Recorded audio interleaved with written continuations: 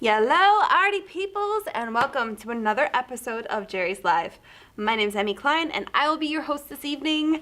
And today we are here to have some fun.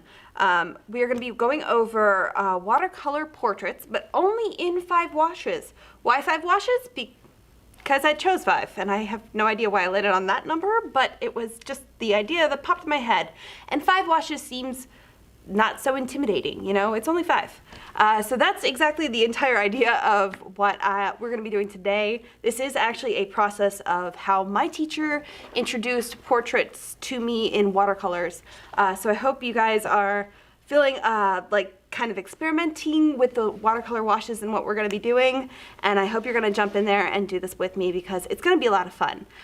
So if you guys have seen my posts, I have been kind of thrown out the image that I'm going to be working on. It's just a simple line drawing of a woman's face. If you haven't printed it out, don't worry. You can do this later on and rewatch the show and then post it because I want to see your artwork. But if you did print it out, I hope you printed it out with a laser printer.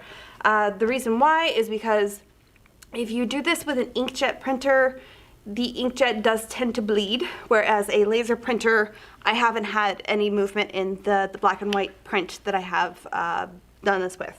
Now, today's episode is JL 189, so if you are interested in any of the materials that I'm going to be using today, like the watercolor paper or the watercolors or any of the brushes or things, if you go to the website jerrysartarama.com and in the search bar, type in the code JL189, which is, I believe, right here in the corner of the screen.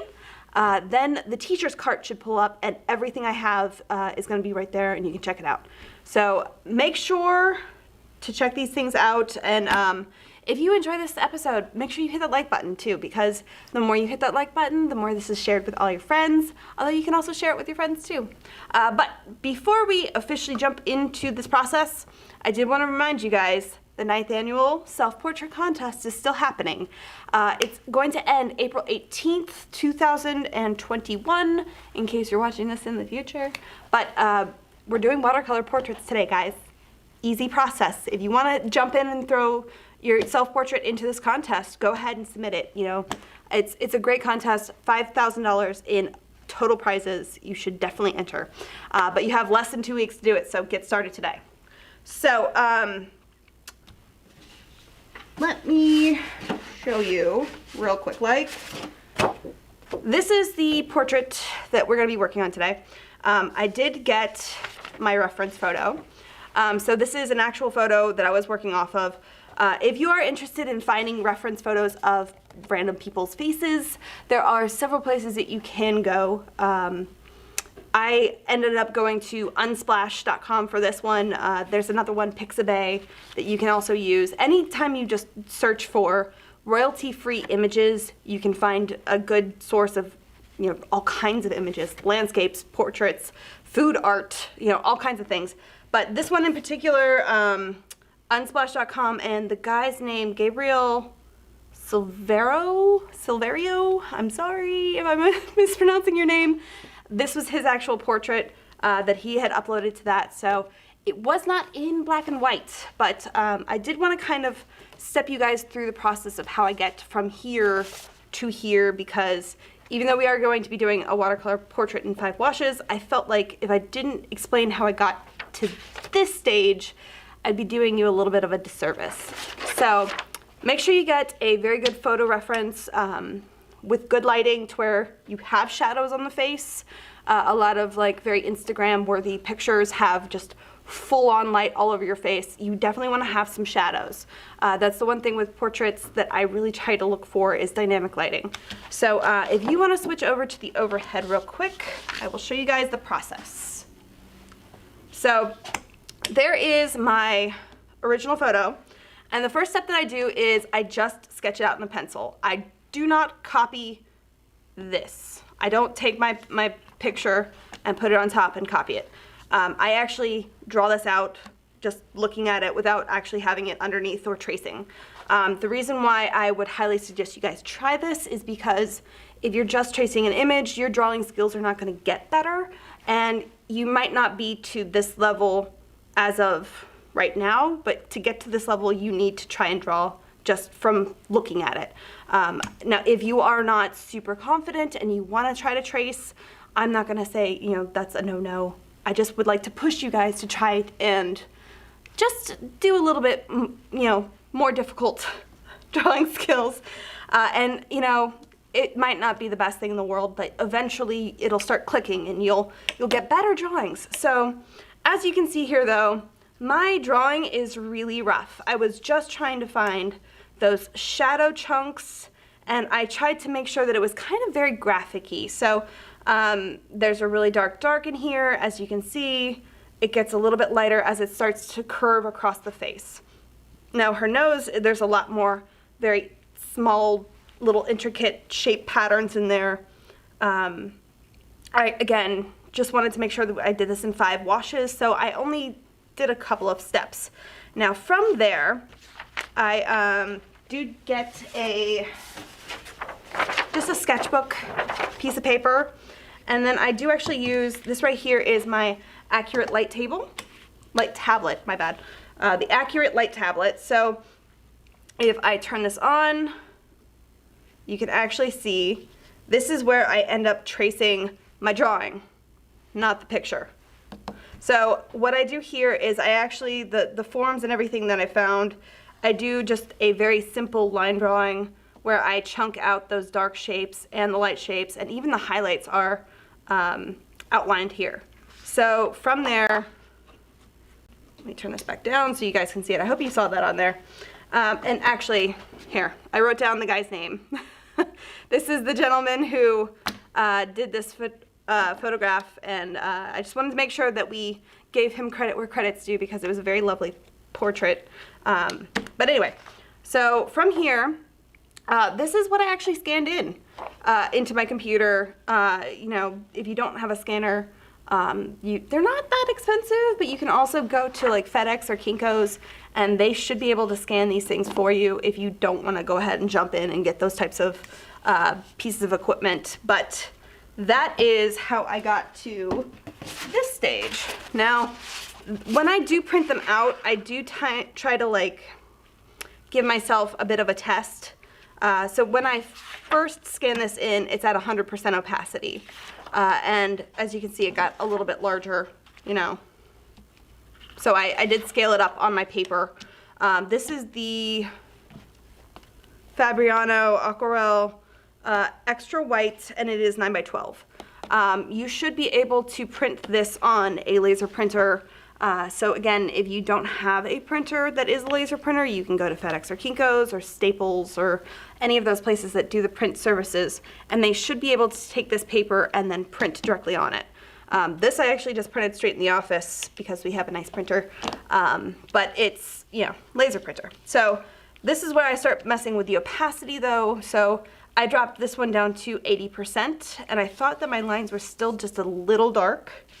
And then I dropped it down to 60%, and I honestly, if I was doing this as just my own art, I probably would have dropped it further. But for the sake of doing this for you guys, I thought that if I went any lighter, it probably wouldn't show up on camera. So you can kind of mess with that. Now this is how I typically do color studies. That's the word I was looking for. So even this, what we're going to be doing, might not actually be my official final piece of art. I would be doing this and try to figure out the different colors that I'm going to be using in my final piece. And this is a really nice way of being able to have multiples of this drawing and being able to kind of experiment with it and play with it, and then be able to figure out what you're going to do in your final. So that's how I ended up getting to this stage. Now, I wasn't sure exactly what colors I wanted to go with. So I have these little scrap pieces of paper, and actually you can see I end up never throwing away chunks of my paper. Even where my drawing was, it's on watercolor paper, and with my watercolors you can actually see this is where I got my little color study, where I tested out all my waters, or my different colors in here, in this set. So I always use little scrap pieces of watercolor paper. This is the easiest way to utilize the, all the papers that you have, and just don't throw this away. I end up usually cutting them into like little squares, and that's where I end up doing just these little notes for the different colors that I'm going throughout my piece. So this was the first one I did, and this one I used flat washes. So we can kind of, I'll kind of show you the differences between the two of them, but this is where I was kind of testing out my colors, where I was using the yellow ochre, permanent red with a little bit of cad red light, kind of a mix, and then all my different colors here. We can go into that more in depth, and I can always post these as well on the Jerry's Live group for you guys if you want to see this. Now, like I said, I've been doing a bunch of different color studies. I thought that this got a little too yellow, and I really liked the darkness of that. This was the burnt umber, and Katie, how do you say the violet? Dioxazine. Dioxazine. I can't say that word without hearing somebody say it first. Somebody has to have a way of remembering how to say that. So if you do, please put it in the comments below. But yes, that was burnt umber and dioxazine violet.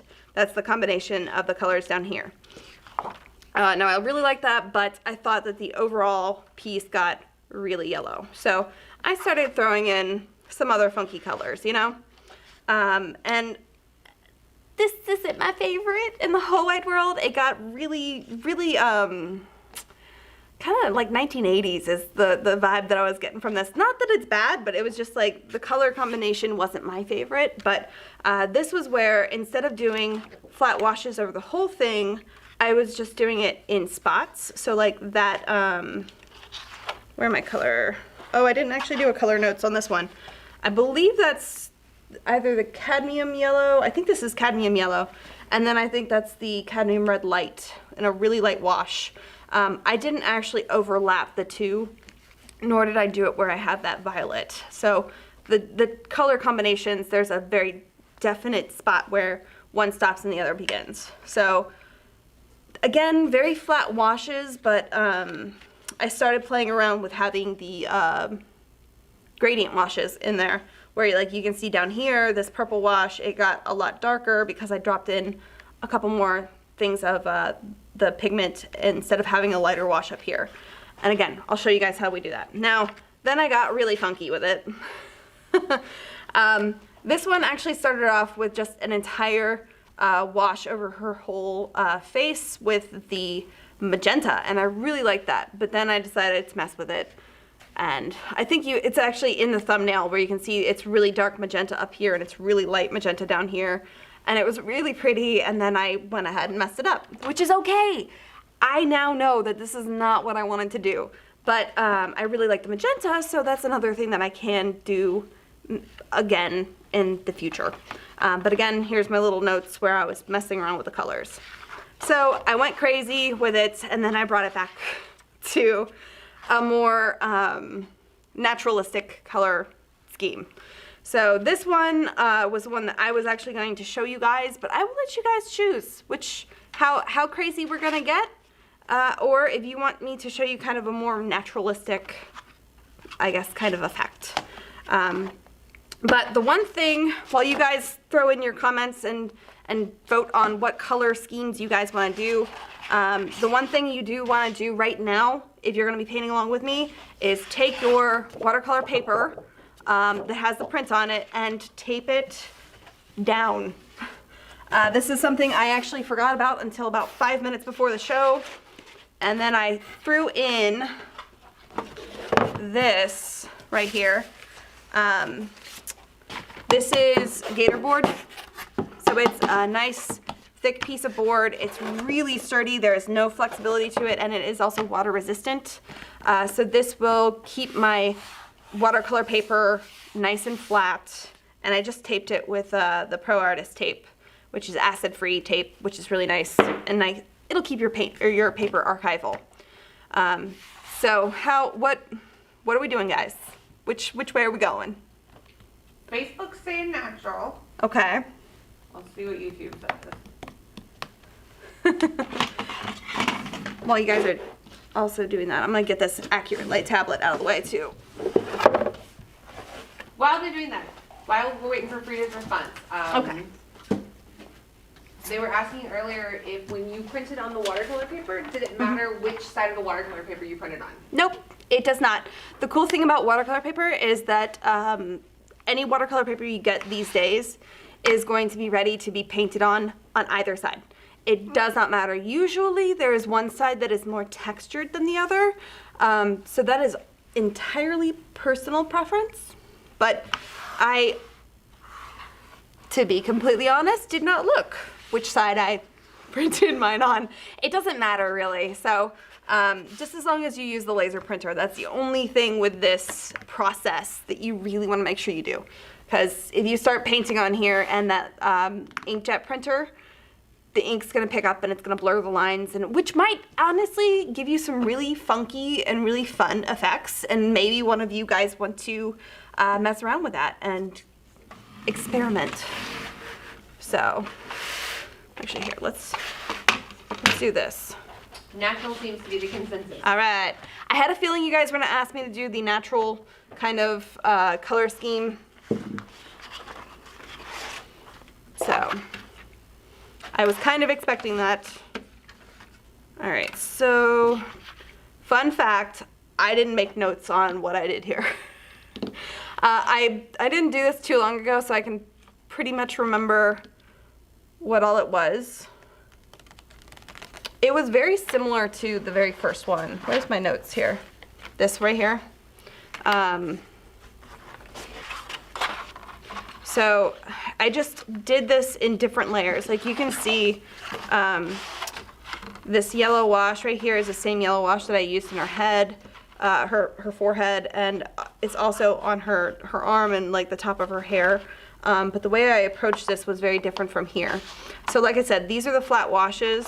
These were a lot more gradients and controlling your watercolor washes, which is a difficult thing to do because you're trying to control water.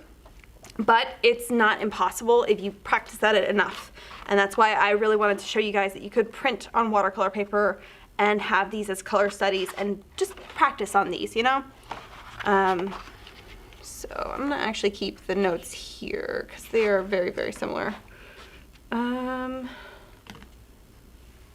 There's my water. Sorry, I'm trying to get things out of the way. All right, so today I'm gonna actually be using the Black Swan short handle brushes. So that's the brushes I'm going to be using. You just want something that's nice and soft and meant for watercolor because you don't want natural hair bristles. It's not really going to give you nice washes. So let me shift things over so you can see it all. All right, now.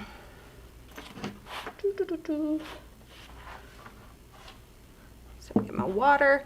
The other thing I'm going to be using are these little squeezy pipettes. So when I am doing big washes, like working larger like this, I generally try to make more watercolor than I really need. Just because if I'm doing a wash and I start it up here, and especially if it's got that gradient going on throughout it, I don't want to have to stop what I'm doing to make more because then your washes are going to have that weird funky blooms and lines. So especially for the first couple washes, you really want to have a good amount of water. And I'm just going to be using the metal tin here as my palette. So you don't need a ton, of course, but I always end up trying to make more than I really need. And then of course I'm going to be using my easy wipers to clean up my palette as we go along. So for the first step, and this isn't absolutely necessary, but what I want to do is I want to preserve those highlights. Now you can, if you really want to, just not paint them. You can paint around them. I get very frustrated with that. So if you're like me, I'm just going to use masking fluid. So this is the, sorry, I didn't actually, let me put the lid on so I can show you. Really put the lid on so I don't spill it everywhere. This is the Turner just Artist Watercolor masking fluid. I'm going to be applying it with the color shifter. So this is the small set of 5 that I got here. I like to use the one that's just got a really sharp point to it. They have the different ones here. So if you find that one of these other shapes works better for you, this is something that you guys should probably play around with. But I'm just gonna take, kind of give me a masking fluid booger. That happens. So I'm just gonna dip the end of my color shifter here, and then just pop in where I want my paper to remain completely white. So it's gonna be right here in her forehead. So I'm gonna point them out as I go along. So if you guys are out there painting with me, you can see where I put the highlights. So there's the first shape right there. Then the bridge of her nose.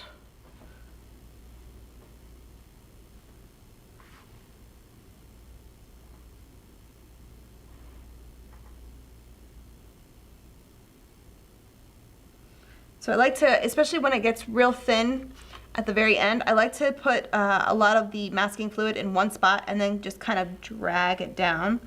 And it almost follows you like watercolor. So the petal kind of follows the end of your, like the tip of your color shifter there. All right, then we got the tip of the nose. There's just a little spot on the end of her nose where the light hits it really, really bright. Now this I didn't actually draw in, but if you look at the top of your lips, that's another, like right where your, if you actually go back to the front view camera here, I just want to show you guys. Right here on the top of your lips, where your lip actually, the lip line ends, right above that is where usually there is just the smallest highlight, because the top of your lip, right before it bends down to where, like, this is where your actual lip is. This is the top of your lip, like your Cupid's bow. That light hits it, and like a lot of, I know like a lot of like beauty gurus put like highlighter right there on their Cupid's bow just to make it shine a little. So that's, it naturally happens, but if you have someone who has like a lot of makeup on, it's gonna really sparkle. But it's one of those things that like I did not draw it in, but like as I was doing these, remembered, oh yeah, there's a highlight usually right there too.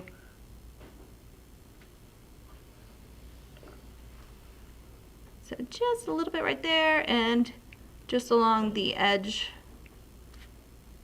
Trying to just very gently touch that.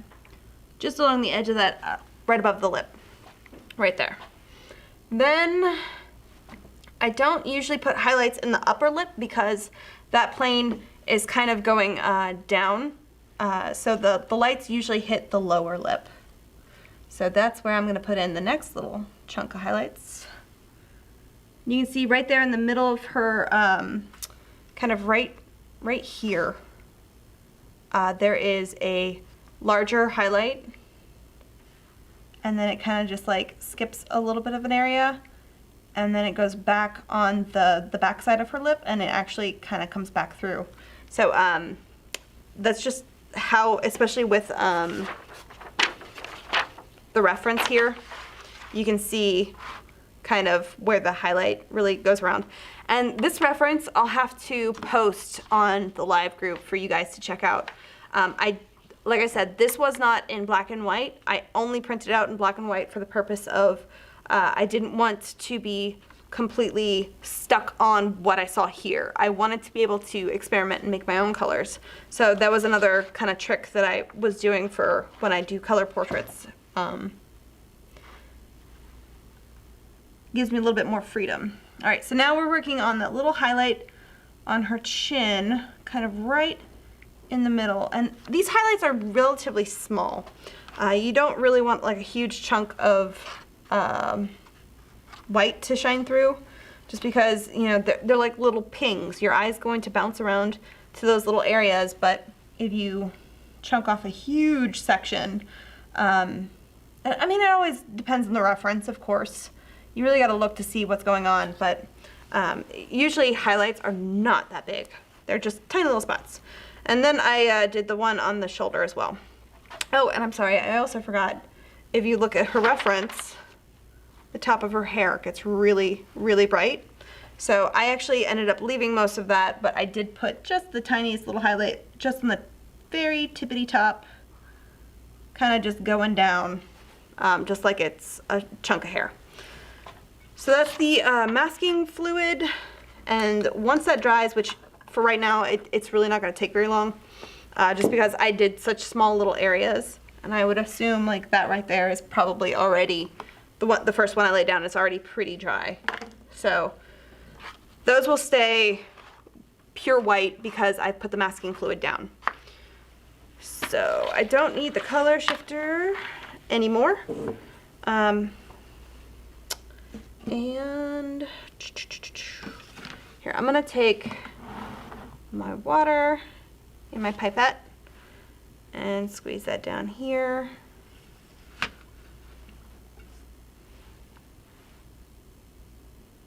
So I'm gonna try and make a pretty big wash.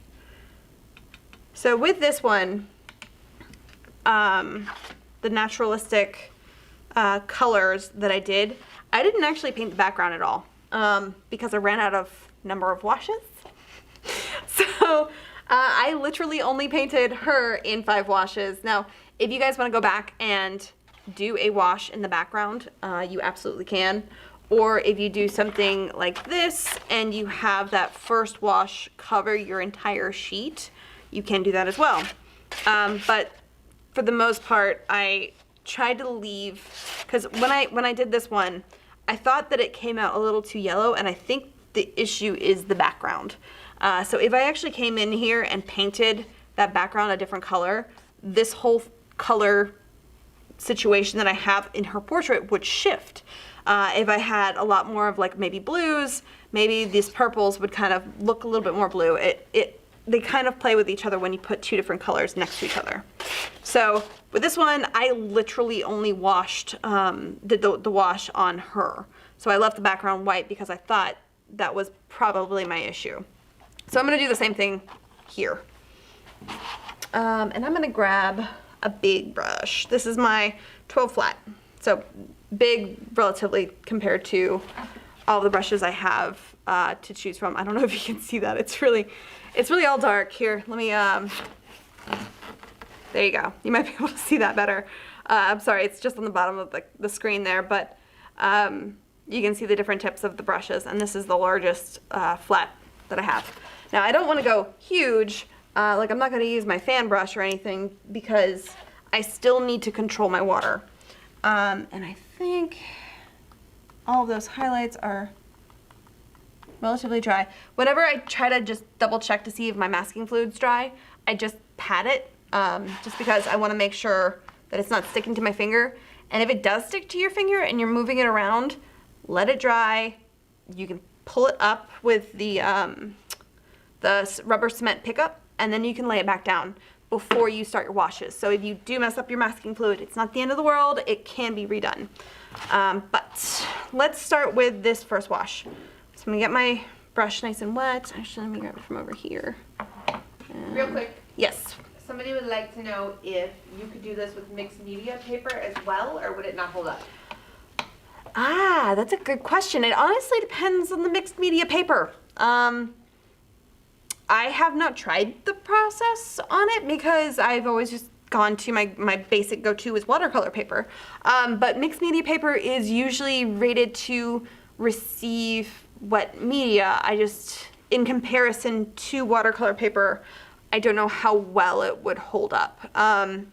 That's something that you can experiment with. And again, this is just a very quick kind of a watercolor experiment that you guys can do over and over and over again. So it should go through your printer. And like this, I think is 140 pound. Yes, this is 140 pound watercolor paper. I've also put in thicker paper than that, but that's why, like I say, you can go to FedEx or Kinko's or Staples or one of those places that does the printing services, because if you get really thick paper, they have equipment that can handle that. So I don't know, honestly. That would be an experiment that I'd have to do. All right, so for this first wash, I'm going to stick with, I believe it's the Yellow Ochre Light was the first wash that I did. Now, I'm going to keep it really, really, really light. So a good amount of water to my pigments. Now the reason why I'm using this Lucas, it's actually a travel watercolor set, but the reason why I'm using this is because I really like how the pans re-wet so quickly. I don't have to really sit here and like scrub.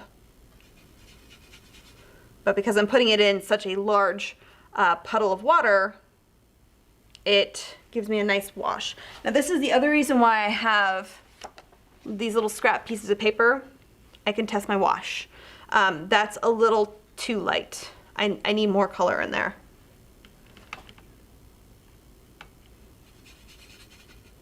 So that really light wash might be okay for like just the top of her her forehead right here, but like I just need a little bit more pigment in there.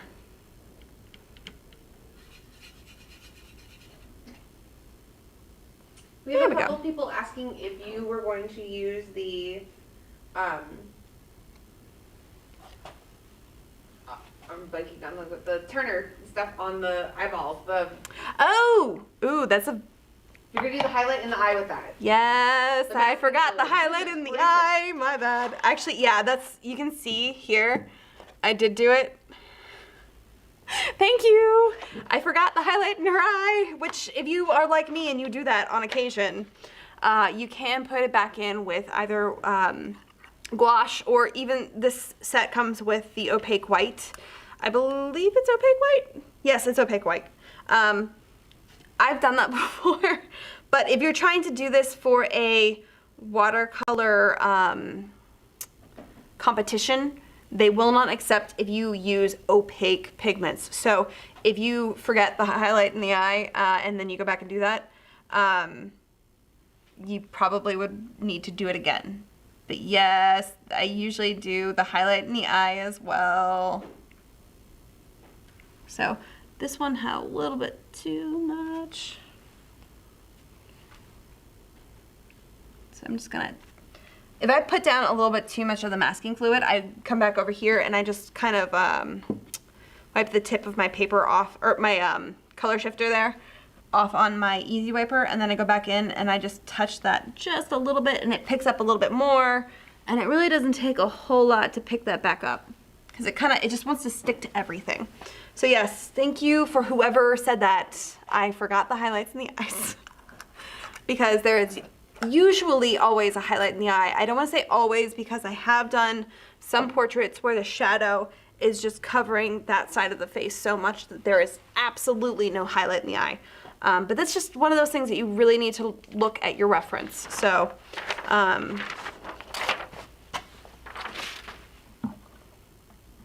thank you. All right, now that's gonna just take a second to dry. So while I'm waiting for that to dry, are there any questions that I can go ahead and jump into while we're doing this? I'd imagine I probably don't have too many so far. So yeah, there's the I'm trying to go back, sorry. No, you're fine. Does the artist tape tear the paper, or does it leak or bleed? I have not had an issue with it leaking or bleeding, but that's because when I do lay it down, a trick that I do is I take the flat side of my nail and I just run it along the edges, and that really pushes it down. Now I have on occasion had this tear my paper, but that's because I pulled it off too quick. So if you do take the time to really slowly pull your tape off, and when you get to like the corner and the edges, you really need to like very slowly, or even come at it from the other side. I wonder if I can actually, while I'm waiting for that to dry, I might as well show you. So I mean, there's a good chunk of before my paper starts, but when I usually get to the corners, I fold the tape back completely on itself where it is flat against the paper, and my finger is pushing up against the gator board, and I go super slowly. The reason why I pull it away from my edges is because the edges want to pick up with the tape. So that's usually how I avoid any of the tears on my paper. And that's with any tape that I use. Now this tape, the Pro Artist tape, is pretty sticky, but I think it has this a releasing agent in it that it peels up pretty quick. All right, that's dry and that's dry. Cool. We are ready for our first wash. Sorry about that. Now that we got everything going. Okay, so with this, I honestly think I got the wash everywhere. So this is one of those things where you don't have to be perfect, but you do want to make sure you pay attention to your edges of where you lay it down. Now when it comes to this naturalistic wash that I had here, they are not flat washes. Like I said, they have kind of a gradient to them. So I know at the very top here, I got a lot more pigment in with that yellow ochre. So I'm gonna go back over here and touch my yellow ochre, just with a wet paintbrush, and put that color in. Now I know at the very top as well, kind of right where I had this yellow meeting the red, that's also where there was a bit of highlight in the photo. So I'm okay with it being that yellow. I just don't think I want it this like crazy yellow ochre yellow.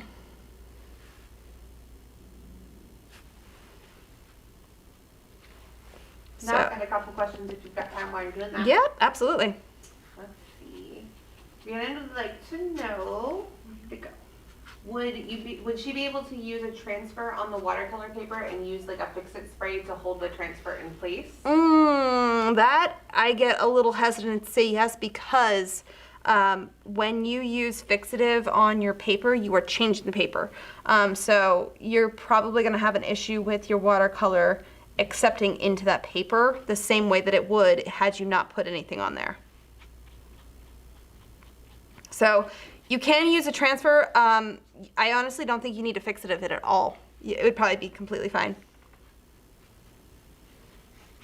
Now, before I get too far here, the other thing I always like to do while this is nice and wet, which I'm trying to keep it nice and wet by getting it really wet so it doesn't dry while I'm doing this, is I want to go in with the, I believe it's the permanent red. So the way that I have my color swatches here set up is the exact same way in my my palette. So I know, like, that's my first red, that's my second, this is my permanent red. I want to get this like nice funky red, and I go across your face. Now I know that's a lot. Don't worry, it's okay. Because I'm not going to worry about it too much in her hair, because I know I'm going to go back over that. But I like to, while I'm doing this first wash, put warmth into her face. The reason why is because it makes you look alive. Your cheeks, your chin, your nose, the top of her shoulder, those are the areas that I typically, when I do this first wash, will shove in some funky reds or something warmer. And I know when I did the, was that the limited edition sets with the aquarelle, where they came in like autumn and seaside and all that, I did the same thing. I had a watercolor portrait that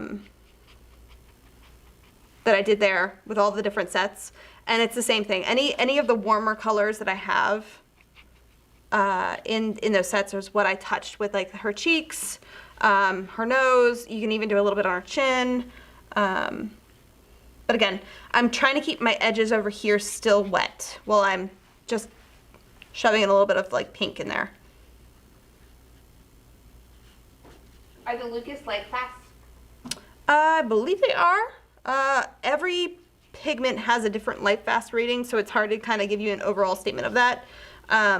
But all of the ratings for the light fastness should be on the website, and they will have them in the tech notes, which is a little yellow button that should be on the like when you go to the teacher's cart and you click on this watercolor set, you should be able to see the the actual set there, and it should give you, sorry, I'm trying to like do and talk at the same time. It's very difficult. I'm also going to shove in a little bit more of the yellow ochre here, and that same cad red on the top of her shoulder, just to kind of give her a little bit of warmth there too. Which really went quite orange. So I can kind of pop in a little bit more.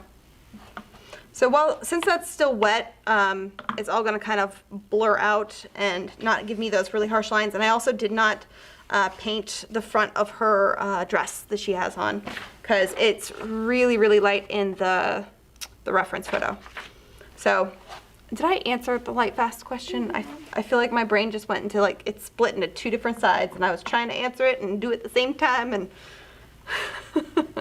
so that's my first wash.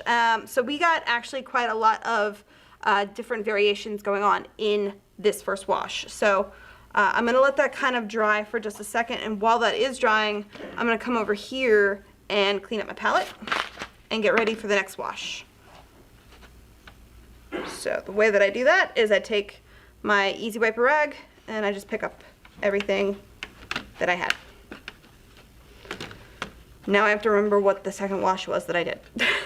Yeah, they were just asking, is that considered, the red still considered part of the first wash? Yep, because I just laid down one chunk of, that was my very first wash of color.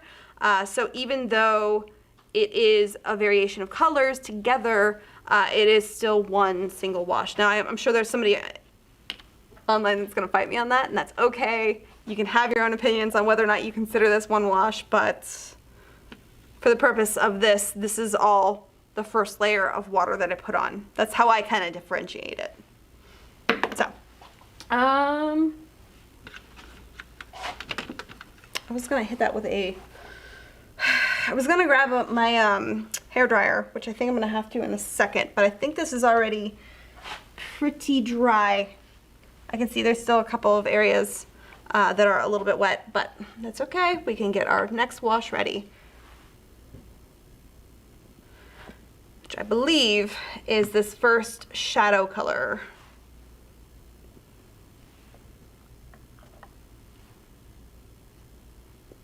So pipette, squeezy out some of my water. My brush is nice and clean, so I don't have any of this yellow ochre or the cadmium red. Or I'm sorry, that wasn't cadmium red, that was permanent red I used on there. So I believe that's not just the violet. I believe it's got a little bit of burnt umber. Was it burnt umber or English red? This is the notes that I made for the last one, and it's very similar to this wash, but I think I added, might have added a little bit of the ultramarine as well. This is why you make notes, guys, so you don't have to guess at what you did. So I know it's not just violet. I think there was a touch of ultramarine. And again, if it's not exactly perfect, it will still have that naturalistic look. What we need to do with the shadows is give it a cool color, because your lights are nice and warm, so your shadows are going to be nice and cool.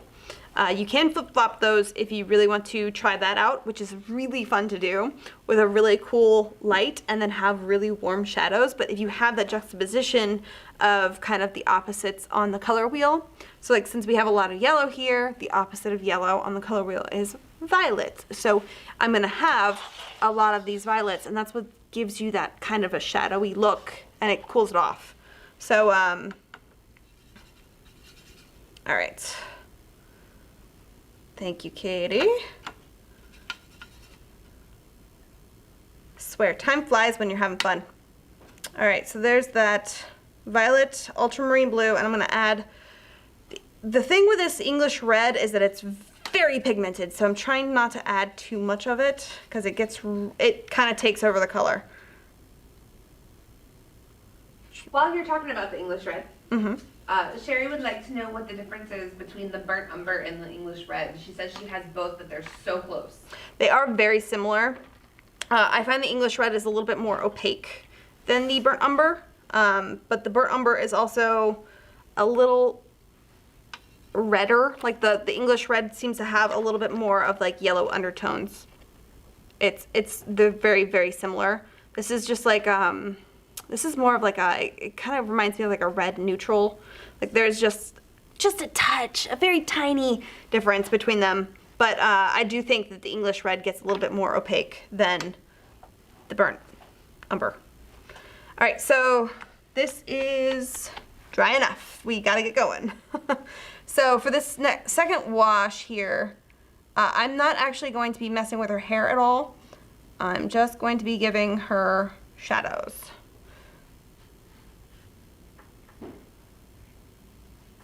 Now again, if it's not perfect, it's okay.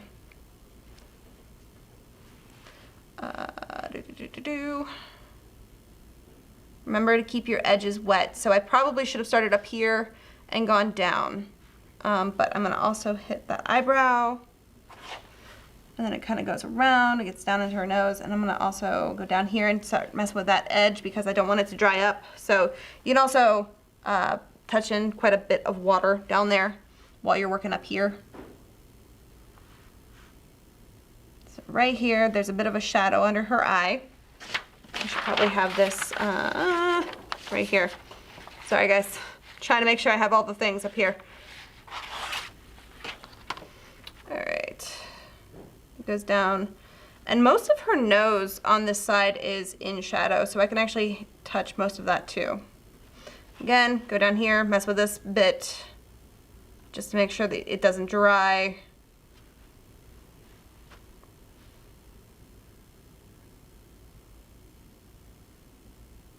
So I'm gonna leave just the tip of her nose in light. And then, I believe all of this goes down in a shadow too. Again, I'm not worried about her hair at all right now. And I believe on this side of her face, all of this is in shadow too. So I'm just gonna do a whole wash over that side of her eye and her upper eyelid and all of it, her cheek. So come back down here, mess with this so it still doesn't dry.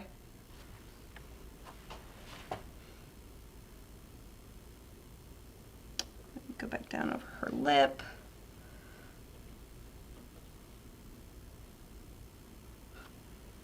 I honestly don't think I messed with her lips too much at this point either. I think I kind of approached that at the end. But I am going to throw that upper lip in shadow, as well as her little Cupid's bow. And then come back down over here. Her entire chin except for right around the highlight. I have that first section of her skin. That is in light, so I'm going to leave it that yellow ochre. But the rest of it, I'm going to toss into shadow. All right, so now we're just dealing with her shoulder. I'm going to say it kind of comes up a little bit and goes around. And I'm going to also go around her dress because technically speaking, this is in shadow. You know what? I'm going to also cover that. Why not? We're gonna go all the way over. So this is what I would consider a flat wash right here. I'm not actually giving you any gradations between the different colors. If you want to start messing with your washes on this one too, absolutely go for it. But I think we are going to run out of time if I don't keep going. So that gives you her first official shadow kind of colors. Now if you do want to go in, kind of give her a little bit darker. Because I still have that English red, ooh geez, right there on my palette. I'm going to get a little bit of that violet and kind of mix it in. Lighten it up a little bit with my puddle of water here. So if you wanted to, you could go in and kind of darken some of these areas.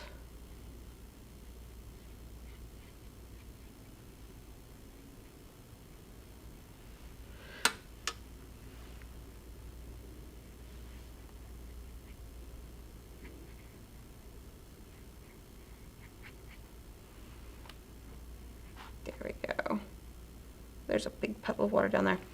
All right, so again, not worried too much about it. But there's my first wash of the shadows. Second wash, official. A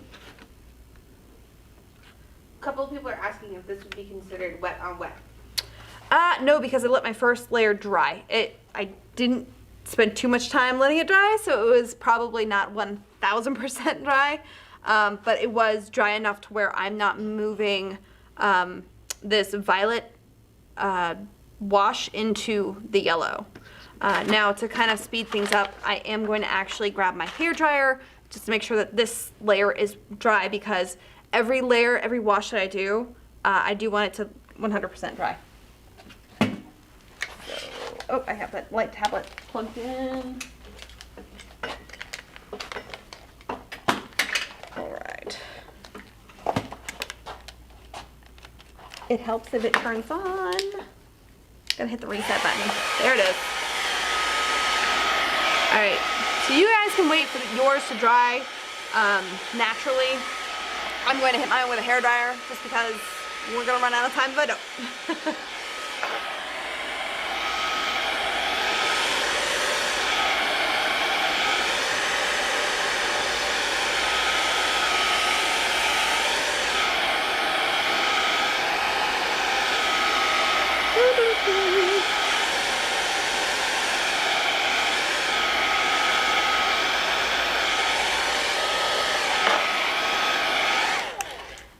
That is dry enough. I know down here is pretty dry. There's still a couple wet spots, but while we're doing that, I'm letting it completely dry, I'm going to go for the next wash, which is gonna be essentially the exact same of what we just did. So it's gonna be a combination of the violet, which I don't like double dipping into my pans of color, because then you get messy pans and that drives me nuts. Maybe it's just me. This is that English red. And I think actually on this one I threw in a little bit of the burnt umber. So why not? We're gonna do that too. They're very similar to the English red. Just has a little bit of, did I say English red has more red to it earlier? Yeah, that was backwards. I'm sorry. The English red has more red than the burnt umber. The burnt umber is like a yellower tone. Sorry. I feel like my words are hard sometimes, guys. All right. Now that got way too dark as far as the burnt umber is concerned. So again, I'm gonna take my little scrap piece of paper. That's a nice dark tone. That's what I want. So this is what I'm gonna be using for my next wash. Now this is, I believe, the last one on the skin before I jumped over to her hair. So this one, I'm actually using the wrong brush. I need something that's a little bit smaller and a little bit pointier. So this one will do. This is the 6 filbert I'm going to use. So I need a smaller brush because I'm going to be going into smaller areas. But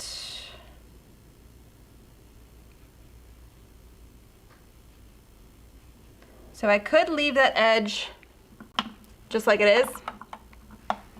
What I'm going to do is, while I'm doing this wash, I'm going to also be cleaning off my brush and then just feathering that edge kind of out a bit. See how that works? It still would do the same thing if you let your brushes dry too.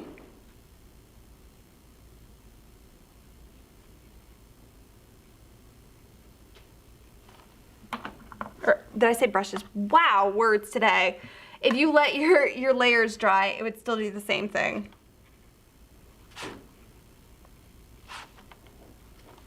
But I'm just kind of softening up that edge with just like a clean brush with just the water that's on there. I got the excess off and then just kind of going over just that edge just to make sure that it's kind of softer than what it was before. So then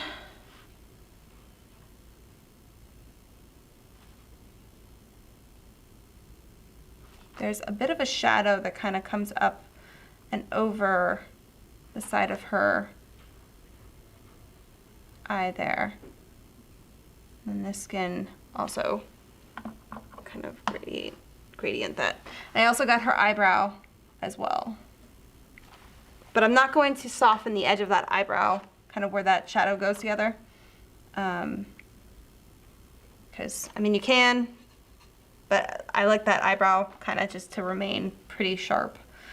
Now, with her eye, I'm going to go over, like, where it comes to the colored portion of the eye. Is it the pupil or is that the iris?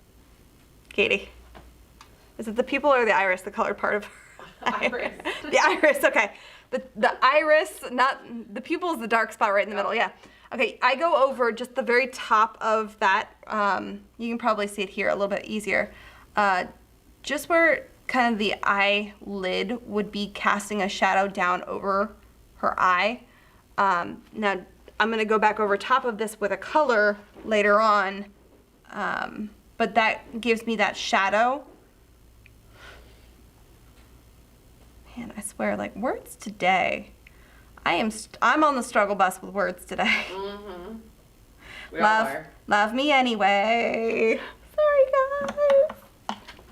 As long as you guys know what I mean. All right, so I did right underneath her eye. I'm gonna kind of feather that out as well. Just a little.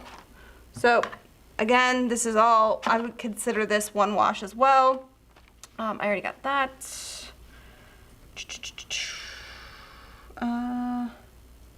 Right here in the corner of her nose.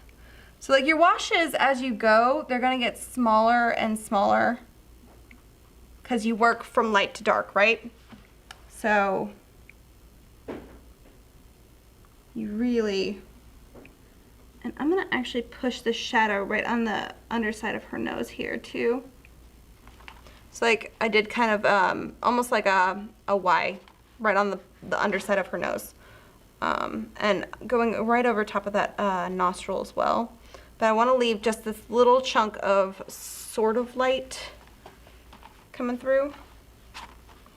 All right, and then right here in the corner of her mouth. Right here on the top of her lip. And just get a little bit of that as well. And underneath her lower lip is really dark.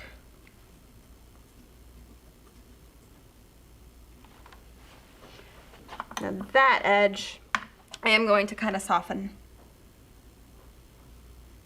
but only right here and maybe right here.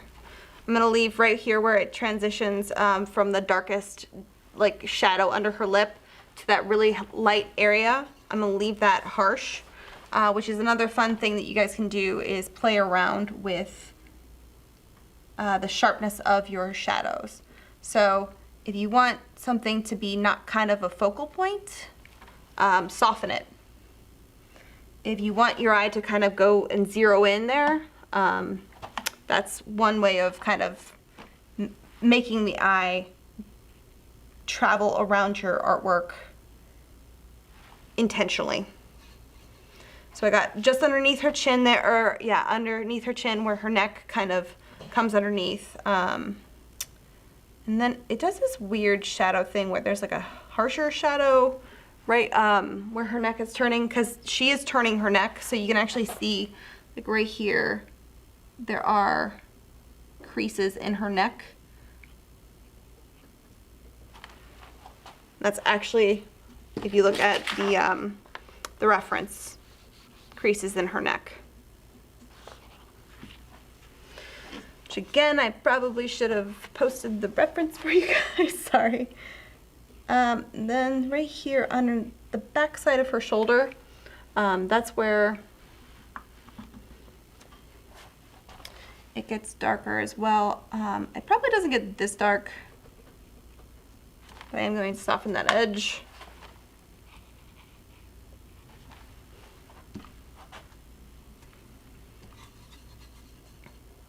of running out of this color, so I'm gonna have to make some decisions.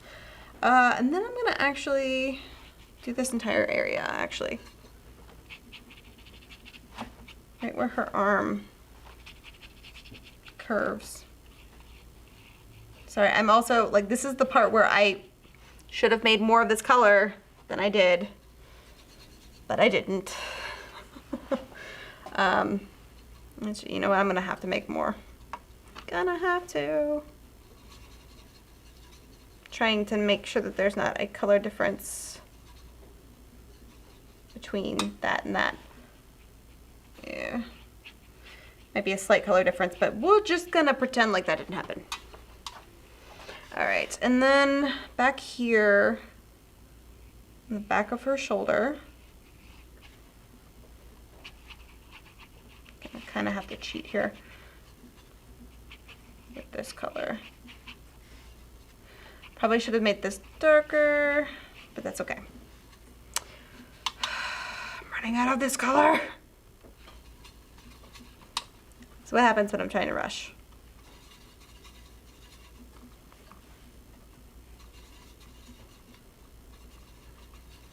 So if there are any questions while I'm doing this, feel free to shoot them over as I go. All right, and then I'm gonna go over this side of her shoulder as well.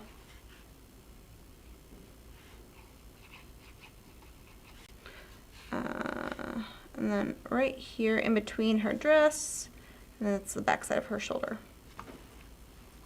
So that I would, oh, and you know what, we're gonna actually just do the bottom side of her dress right here, just to kind of keep that same kind of purple tones going throughout, but I am gonna soften that edge.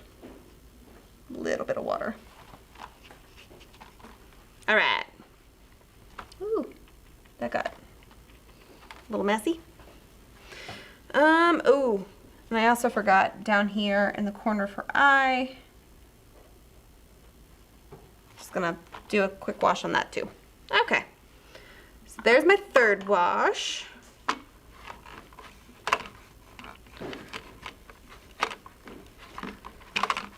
Clean this up. And now we're gonna get to her hair.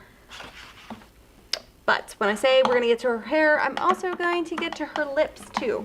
So this little small, little 6 filbert, I'm gonna keep that out just because I'm gonna need that for the smaller areas of her lip. Because as you can see here, this funky red, this, I think this is the permanent red. Well, that might be cadmium. No, that's cadmium. That's what I used. The cadmium here, the cadmium red light, I also put touches in her lips as well. So that's where that came from.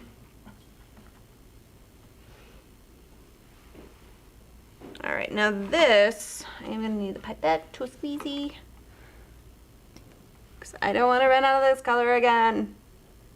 But this is a single color, so it's pretty easy. This is gonna be cadmium red light, which is a super beautiful color. Such pigment.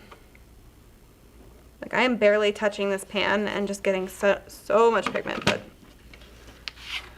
let's do this. That is a pretty light wash though. So I want this to be hyper pigmented, like that. Yes. Might even actually be a little bit strong. It's okay.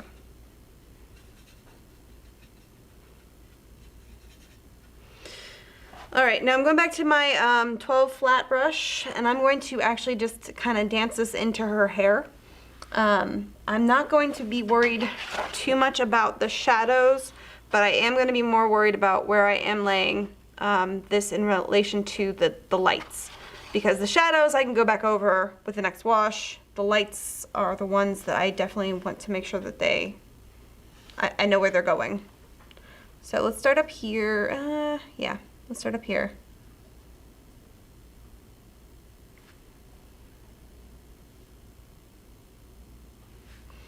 And I'm just kind of going up against that that little line drawing I did in her hair, those were the highlights. I may even take the corner of my flat brush because I can kind of get it to a point and kind of give a little bit of that color peeping through here.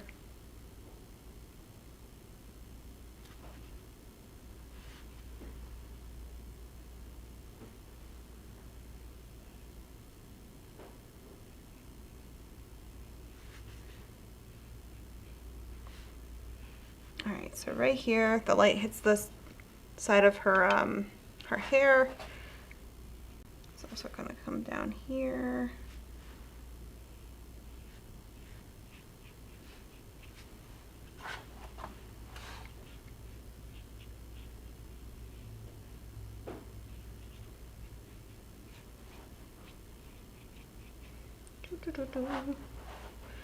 All right, and I'm gonna also take, you know what, I'm gonna take a pointier brush, this filbert. This is a 0 filbert.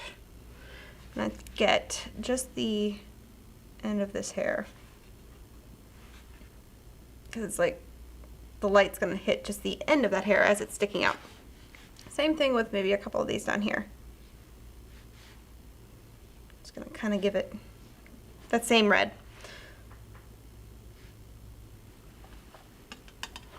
All right, and then this brush is going to come in handy when I get to the other side. All right. So again, I'm not too worried about the fact that that shadow from her skin tone came over here, because as you can see, her hair gets real dark underneath there. But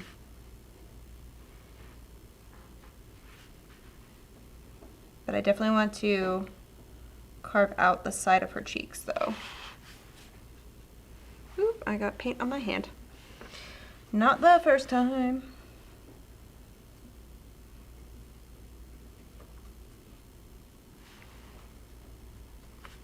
All right.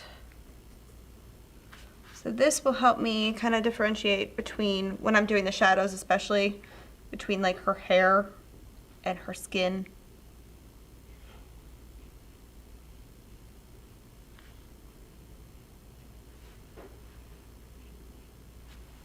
This is where I'm going to take this little 0 filbert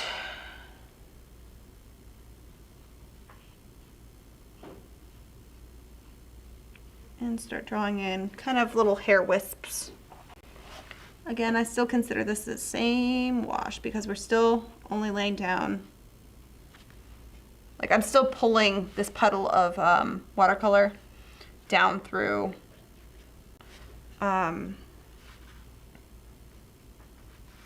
this wash.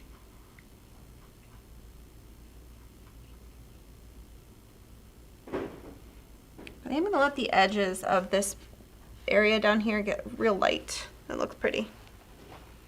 And then I also need to kind of touch it up through here.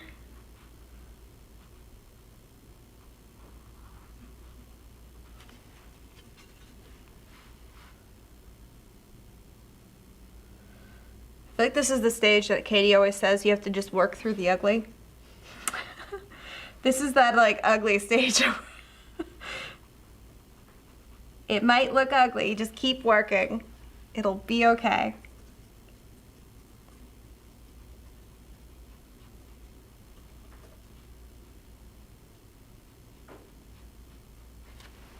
Yeah.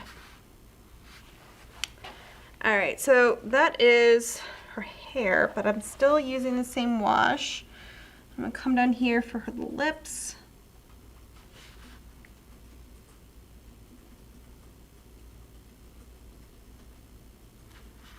Actually, you know what? I'm gonna just go ahead and color the whole thing, but I am going to take this filbert, I'm gonna clean it off, and then I'm just gonna pull some of that pigment just from the middle, just to kind of lighten that up a little bit. So, clean off your brush, get most of the water off, and then just kind of touch it right in the middle, and it'll kind of pull that pigment back up. So it kind of gives it almost an effect like the outside of that wash is a lot darker.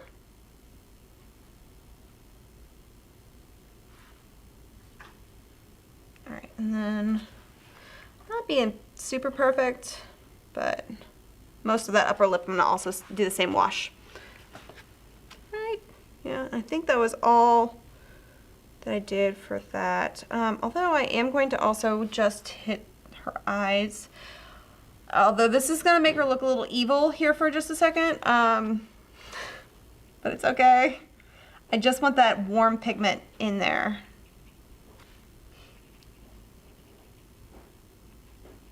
Because when I go back over with the top layer, that will kind of darken it back down to a natural, more like brown kind of color. Now, while I'm thinking about it, I almost forgot, she has a little bit of a reflective light just on the bottom side of her chin. I'm gonna actually give it the same cadmium light, but I'm gonna make it real light wash.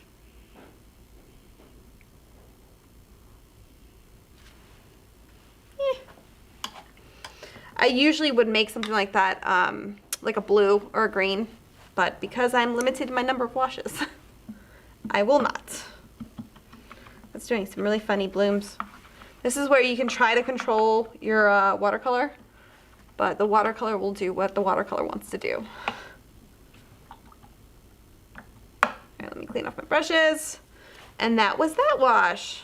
We got one more, guys. That was 4, right? 4 washes? Yes. Sure. Base yellow, 2 purples, then the red. Yeah, that's 4 washes. So we need to get from here to here. We're almost there. I promise. All right, so let me clean up this palette one more time.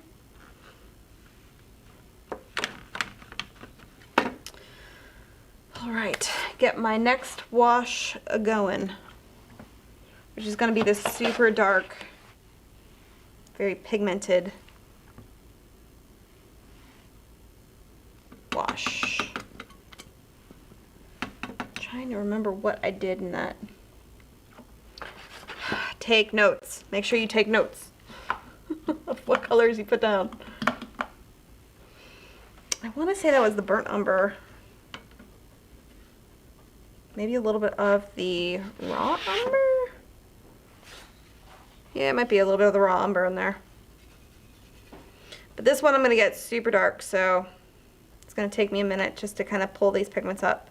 Now, if you are using, I know Lucas also makes a watercolor set in the tubes. That is also very nice to be using for this, because you don't have to like re-wet the pans. But I wanted to make sure you guys knew that you could do this too. All right, so let's do a little bit of that raw umber.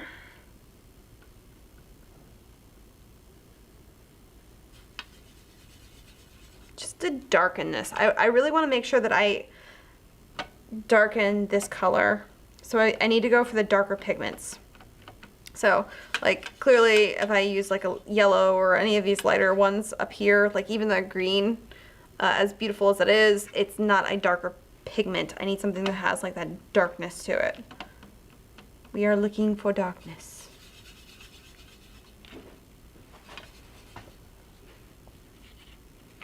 All right. That is a light wash. We need dark. We need darker.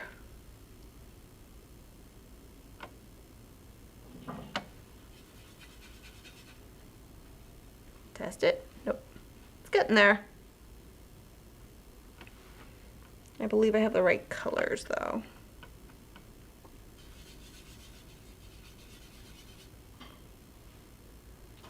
There we go. All right. Now, I believe this wash is mostly dry. See, like the washes, they dry pretty quickly. It doesn't take a whole lot. You know what? What other colors did I have? I think I'm gonna actually throw in a little bit of Payne's Gray. I don't think I did that last time, but I'm gonna throw in a little bit of Payne's Gray just to darken it a little bit more. Maybe a little bit more. Can you move your swatch card over just a little bit so you can see? This guy? Yeah, the one you're testing on. Oh, this guy. It's just behind the picture for a little bit. There you go. I'll pick it up. How about There you that? go.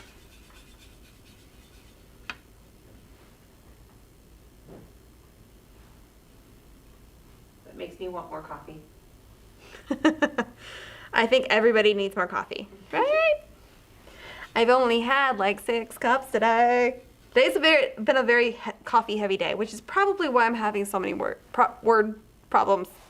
Yep, words.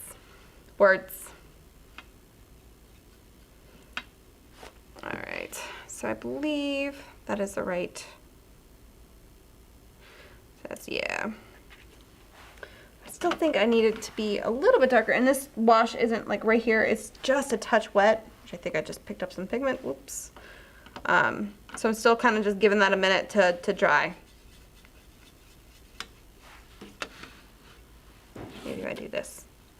Haha, now you can see. Can you repeat what colors you're adding to that wash to make it darker? Adding to the raw umber? So I have burnt umber, which is this like really pretty chocolatey brown, right? Hold on, let me grab a separate thing. Clean off my brush so you guys can see. All right, so here's burnt umber, right? Now, I could use just burnt umber, but I think that's a little too on the red side. So I added just a little bit of the raw umber, which is a little bit more on the green side. Like it has like green tones to it. So the two of them kind of cancel those tones out and gives it a really beautiful neutral. But I'm throwing in a kind of a curve and adding in a little bit of Payne's Gray. Just to darken it, because that's such a dark pigment. So all three mixed together, getting almost like a light wash of, it almost looks black, but it has a warm tone to it, like a really warm black.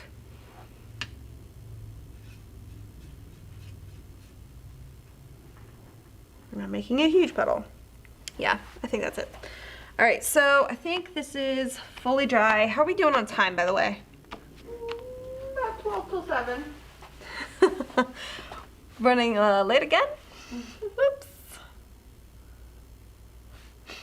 All right, so this one is our last wash. So I'm gonna start with the big chunks.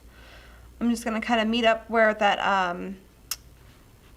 that red is that I laid down. Again, it doesn't have to be perfect. I can also take the corner of my brush and bring it back up a little bit for spots.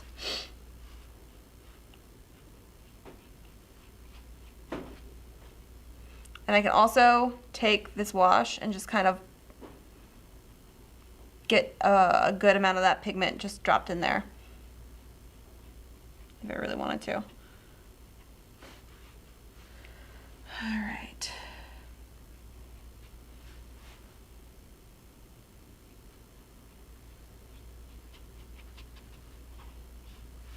I'm gonna just pull it down though.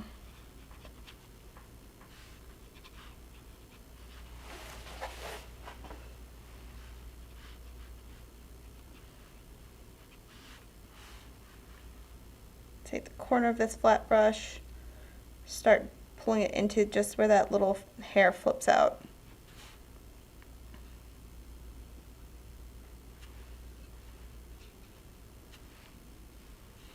While you're doing that, we've had a couple questions about All right. your personal preference. Yeah. Do you prefer to stand when painting like this? That depends on what's going on. I normally, it always depends on where I am and what I'm doing. Like if I'm at my studio, I don't have any seats in there, so clearly I'm not sitting down. But if I'm at home, I might be sitting down at the table or with a table easel. It also depends on what I'm working on. If I'm working on watercolors, I'm usually working flat, just because you know, I could pick this up and move it around, but if you have this at an angle, your watercolor washes are going to be messed up. So yeah, it really does depend, honestly.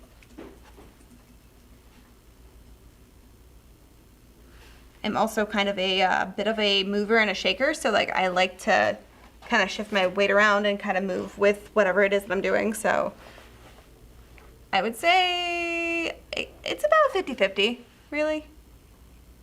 And then what is your preferred medium when you're painting portraits? Ooh, that is a trick question. I don't have one. I paint in everything. And you know what, I blame that on my education. I have an illustration background, so I had a class called Illustration Media, and so we used watercolor, ink, oils, acrylics, gouache, literally everything.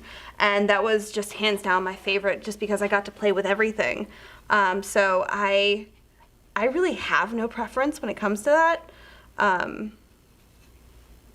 And yeah, I think that's just gonna stay the same throughout the rest of my life, because I want to use it all, especially for portraits. Like I just want to use them all.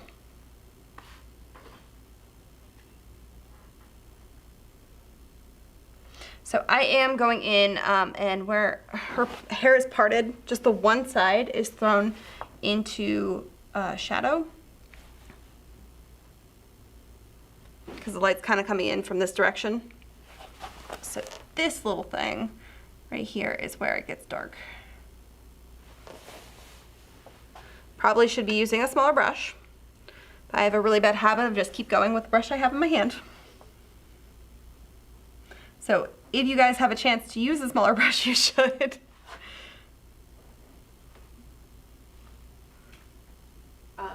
One more question. Yes. Is there a difference between the air dry and the heat dry? It changes how it kind of looks, because if you let it air dry, you could have more of those blooms and a lot more of the natural kind of look of watercolor. Heat dry, when you use a hair dryer on it, you're drying it faster. So you're really kind of locking in where those pigments are a lot faster, which depending on my mood, I like and don't like. So it kind of comes and goes for me. For this particular class, I have to use it just because we are gonna run out of time. All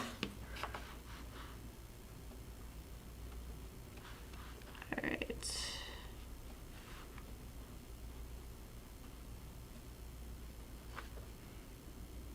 Now again, like right here where I'm kind of flicking up those little hair chunks where the shadow is, I'm not being exactly precise, and I know I'm not actually following along with my like the reference. I haven't even looked at the reference. You should look at your reference, but I've done this quite a few times already, so I'm just kind of winging it, and I'm not being super precise, but like I know kind of where the shadows land on her face, and the one thing I am trying to be super careful about is carving out the side of her cheek. That's where I just definitely don't want any of the pigments to go.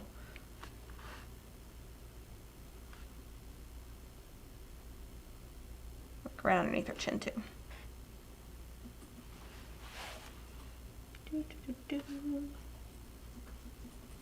Right here.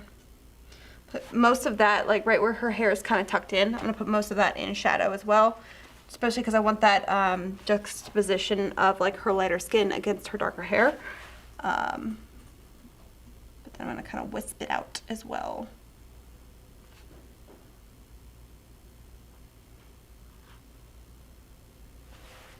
Yeah, there's her hair. Now, you see I got the one eyebrow in. She needs another eyebrow, but I need a smaller brush. I'm gonna go with the 0. Which size is this? Here we go, 4 flat. That's perfect. So it's small, but not super tiny. And it also has that nice, this is why I love the Black Swan. It's a flat brush, but it has that like super sharp edge. So I can get really fine lines if I turn it and kind of go towards the side. You can also get much wider, flatter areas as well. All right, we got 2 eyebrows. Now she doesn't look so funny. Now, while I'm still doing this wash, I am going to also cover in her eyes. Because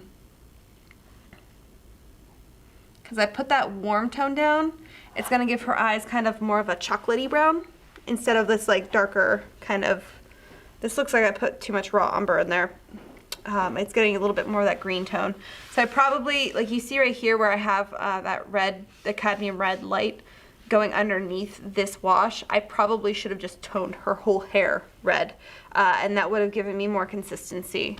But again, this is one of those things where this is a very fun, easy way of like playing with your washes and doing kind of color studies in the sense of just messing with your colors. Then I could take the information of what I've learned here and then transfer that to my final piece. So right here, I touched in her eyebrows, I touched in her eyes, I did the side of her nose and just the nostril, just to darken that a little bit. I'm gonna do just the corner of her mouth, and then I'm gonna bring it in just for underneath, like right in the middle of her lips where they part just slightly. And I think the bottom of her lip, just a little bit, just to push those darks just a little. And then before I forget, just the corner of her eye as well. Yeah.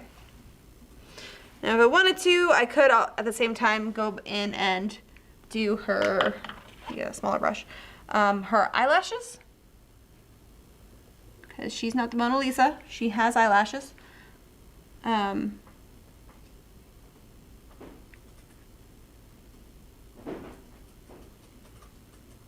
we go.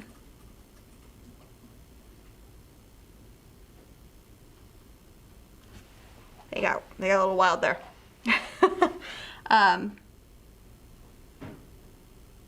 Don't forget eyelashes. Here we go. And I'm gonna call that done. I know I got a little bit more variation here because I wasn't so rushed. But it's the same general concept of what I did here. Now the last step for this guy is to remove your masking fluid. So I know like I wouldn't be able to do that with her eyes right now. I'm just gonna take a little bit and kind of show you how I do this here, like the spot on her shoulder. Rubber cement pickup, just kind of pick it up with that. It's super easy. If you like the masking fluid really wants to stick to this thing, so if you just kind of touch it just very lightly, it ends up rolling up and kind of here, like you can kind of see right here, it's stuck. So the whole thing will come off pretty quickly. And that, I believe, is like the entire thing. You know, I think we did it, guys. Now, if you guys have done this with me, I want to see it. I know you might not be crazy into it. It might not be your favorite thing in the whole wide world. I didn't make a piece that, like, I'm not super crazy about this. I like this version more because I have more purples and tones in her hair. But you know, think of this as like a practice. Now, if I want to make this a final piece, what I would probably do is put this back on my accurate light table, trace the actual drawing with a pencil, erase my lines out for the majority of the drawings where it's incredibly light. And then I can actually go in with, this is the waterproof technical pen, and then I'd end up going and probably doing some of the darker tones, like right around the edges of her eyes. You can do this before or after you watercolor because this is waterproof. It actually, you can go over this a million times.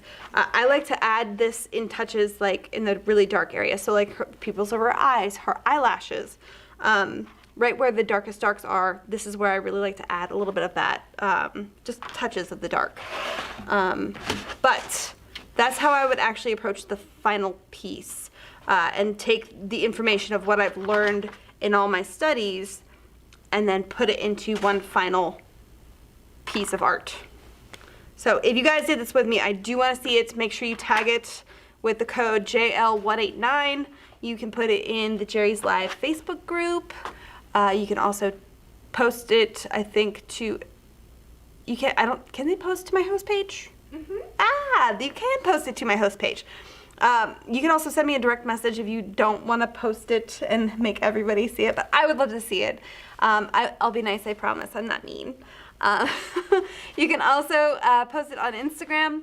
Tag me, misscakes.art, tag Jerry's Artarama, and then you can also tag the code JL189. That'll make it super easy for me to find all of this. So that way, I would love to see what you guys did. I hope a lot of you kind of painted along with me. It was a lot of fun. And if you do this several times over, tag me in every single one. It'll be awesome. Before I jump out of here, do we have any questions that I didn't go over? I think you got most of them. Awesome. There's a couple that we tagged you in, so that when you Okay. back, you can. There's a couple. I'm going to go back over all your questions through Facebook and YouTube and make sure that I answer all the ones that I didn't get to. So I've listed our social media. Yeah, my host page on Facebook, in case I didn't say it, is Emmy, host of Jerry's Live. You should be able to find that pretty easy. And if you do try to join the Jerry's Live Facebook group, because it is just a community of artists that we all kind of get together and promote each other and, ask questions of, hey, I did this, what do you think? I'm not entirely sure where I should go from here. We all very positive, and we all kind of try to push each other and promote each other as artists.